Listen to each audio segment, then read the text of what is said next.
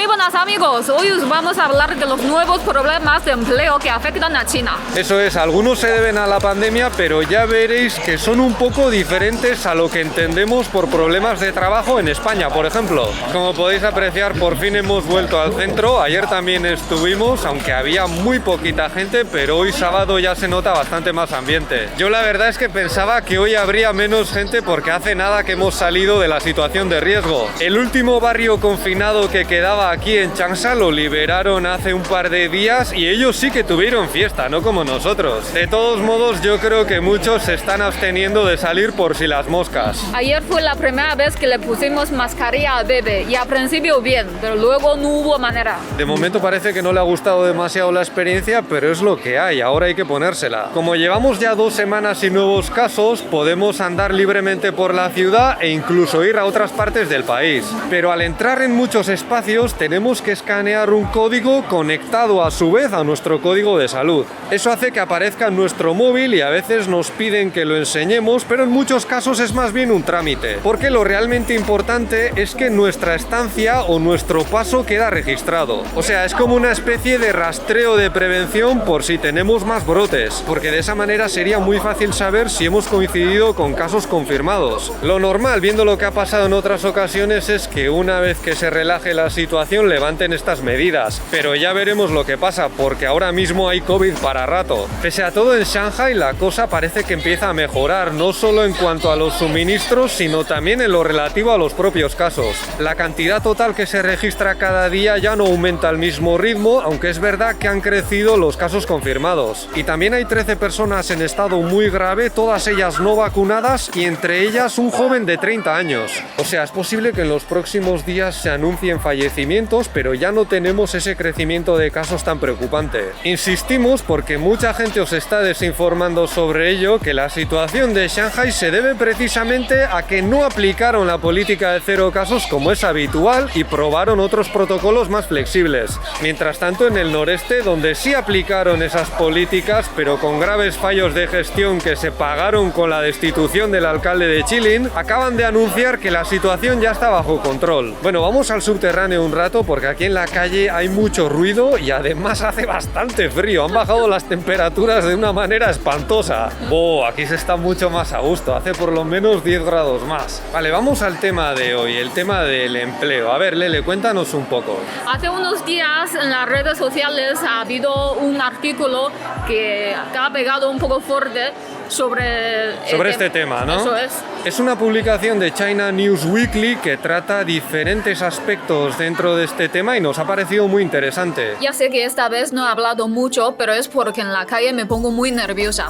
El jueves en Chinamania me veréis más tranquila. Pero primero hay que aclarar una cosa, en China no hay un problema de desempleo en general, la tasa ronda el 5%, que en muchos países se considera pleno empleo. Es decir, que las personas que no trabajan están en esa situación sobre todo porque están cambiando de una empresa a otra o porque no lo necesitan en ese momento. Ese porcentaje del 5% se ha mantenido pese a las medidas aplicadas en este país y el objetivo es que no supere el 5,5%. Es más, en China faltan trabajadores para la industria y en las últimas 2 sesiones, una reunión política muy importante a nivel nacional, se discutió sobre cómo animar a los jóvenes para que trabajen en las fábricas. Cuando llegan las vacaciones del año nuevo, mucha gente que trabaja en la industria regresa a su pueblo y luego no vuelven a la misma fábrica. Algunos de ellos se quedan en el campo porque hay cada vez más trabajo y también hay quienes prueban con otras empresas. O sea, cada febrero o marzo es una pequeña pesadilla para muchas fábricas del país que, también hay que decirlo, no ofrecen condiciones muy buenas. O sea, el problema en China no es encontrar trabajo, es encontrar un buen trabajo para una población con un nivel educativo cada vez más alto. Por cierto, yo soy profesor de universidad, pero he trabajado en fábricas prácticamente desde los 16 años durante unos poquitos meses en las vacaciones. Y cuando se lo digo a mis estudiantes chinos alucinan bastante porque para ellos no es nada habitual. Aclaro que la universidad en la que trabajo es pública y sus estudiantes tienen un nivel económico muy variado.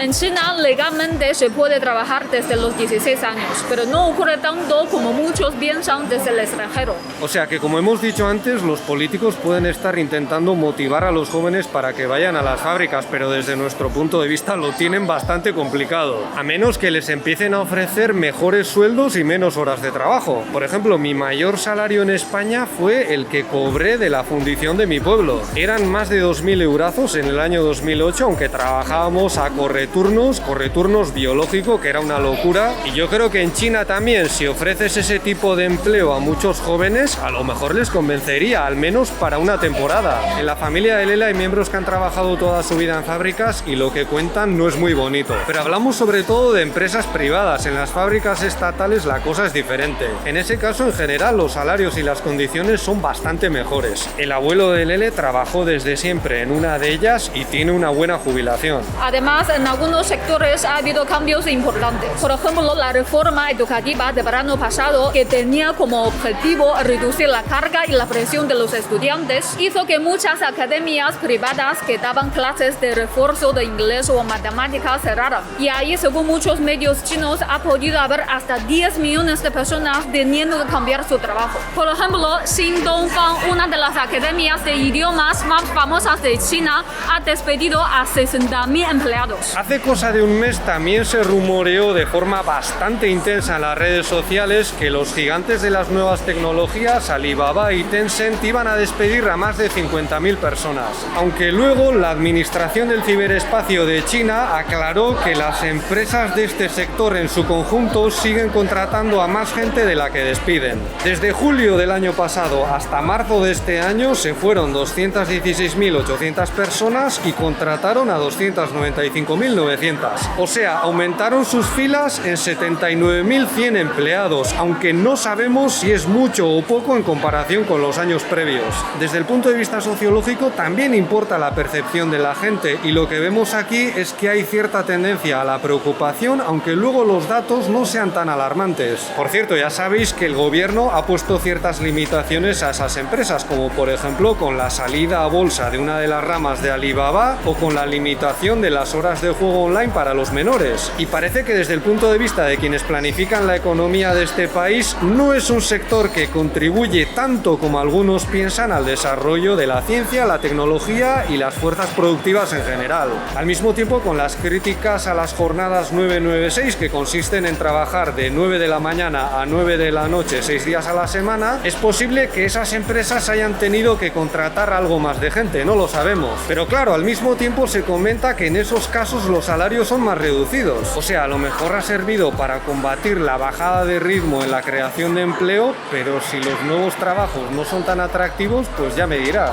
Por supuesto, los confinamientos también afectan a la economía, pero incluso ahora la gran mayoría del país sigue pudiendo salir y trabajar. Ahora bien, la pandemia ha alterado de forma bastante significativa la situación de muchos estudiantes chinos. Y esta es una de las cuestiones que más ha dado que hablar en el artículo que hemos mencionado al comienzo. Según datos oficiales, este año 2022 se añadirán otros 16 millones de trabajadores urbanos, de los que casi 11 son graduados universitarios. Es la cifra más alta de la historia de China. La mayoría de los nuevos demandantes de empleo tienen al menos un grado universitario, pero no hay tantas ofertas para ese perfil. Por eso muchos de ellos optarán por estudiar algo más, a lo mejor un máster, en unos pocos casos hasta un doctorado, y buena parte de ellos también se prepararán para los exámenes de acceso al funcionariado. Pero aquí es donde entra en juego la pandemia. Unos cuantos de ellos también salían a estudiar a otros países, a lo mejor para quedarse a vivir allí o regresar años después. Ojo, les permiten salir si lo desean, pero ahora hay menos vuelos, son muy caros y además hay jóvenes que no quieren hacerlo porque no ven tan claro eso de convivir con el virus. Este año el número de gente solicitando acceder a másteres en China es un 21,2% más que el año anterior, que también aumentó, aunque no tanto en comparación con 2019 y 2020. Para que nos hagamos una idea, ahora hay casi el doble de chinos intentando hacer un máster que hace 5 años. Han pasado de 2,38 millones a 4,57. Ahora bien, hay que tener en cuenta que en este país antes tienes que pasar por un examen de acceso, o sea, otra selectividad. Lele también tuvo esa deliciosa experiencia. ¿Cómo fue? Cuéntanos. Estuve un año preparando. Fui muy duro y solidario, porque en mi dormitorio yo era la única persona que quería hacer este examen. ¿Quieres decir en la habitación de tu dormitorio? Sí. Porque en general en la residencia habría unos cuantos. Entonces alquilé un pequeño piso junto con otra chica que también se estaba preparando. Eso de llegar a mudarse a otra zona para poder estudiar en mejores condiciones es bastante habitual en China. Muchos padres también lo hacen con sus hijos cuando quieren llevarlos a centros con mejor reputación. Mi rutina era de 10 horas al día estudiando y tomando mucho café.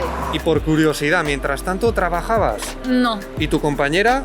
tampoco. Además, su madre vivía en el mismo cuarto, cocinando y limpiando para ella. Yo no tenía tanta suerte, pero mi madre me lo pagaba todo. Ya veis que es prácticamente una aventura estudiantil y además este año se han llevado un batacazo tremendo porque solo ha aprobado el 24,22%, la cifra más baja de los últimos años con bastante diferencia. En 2021 aprobó el 30%, en 2020 el 29%, pero en 2017 llegaron al 36%, o sea, un 50% más que este año. Sabemos que las universidades quieren ampliar sus plazas, pero algunos de los que han intentado aprobar el examen este año y han fracasado quizás no vuelvan a hacerlo, porque trabajar mientras te preparas no sé yo si está muy al alcance de todo el mundo. Entonces sabemos que esto puede parecer una tontería porque al fin y al cabo no hablamos de tanta gente, pero se trata de una de las partes de la población con el nivel educativo y también las expectativas más altas. Y es importante que les vaya bien porque si no va a ser difícil justificar algunos aspectos de la vida en este país. Por ejemplo, ¿cómo van a seguir los jóvenes estudiando tantas horas al día si luego van a tener un futuro laboral incierto? Y la educación aquí, ya os lo hemos dicho muchas veces, es un pilar fundamental para entender casi cualquier otra cosa. Eso es todo por nuestra parte. Si este vídeo os ha parecido interesante, podéis darle un me gusta, suscribiros